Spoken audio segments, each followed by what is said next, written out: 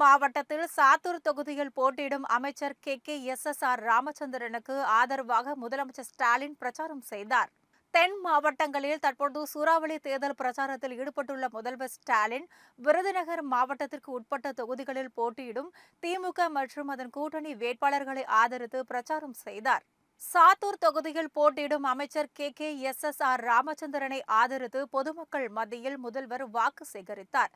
திமுக அரசின் நலத்திட்டங்களை எடுத்துரைத்து திமுக வேட்பாளர்களுக்கு உதயசூரியன் சின்னத்திலையும் பிற கட்சிகளின் வேட்பாளர்களுக்கு அந்தந்த சின்னங்களிலையும் வாக்களிக்குமாறு முதல்வர் கேட்டுக் கொண்டார். இதுகுறித்த பதிவை அமைச்சர் KKSSR ராமச்சந்திரன் தனது சமூக வலைதளத்தில் பதிவிட்டுள்ளார். இதேபோல் தென்காசி மாவட்டத்தில் தேர்தல் பிரச்சாரம் பயணம் மேற்கொண்ட முதல்வர் ஸ்டாலின் அங்குள்ள 5 தொகுதிகளுக்குமான திமுக கூட்டணி வேட்பாளர்களை ஆதரித்து பிரச்சாரம் செய்த வீடியோ பதிவையும் அமைச்சர் KKSSR ராமச்சந்திரன் சமூக வலைதளத்தில் பதிவிட்டுள்ளார்.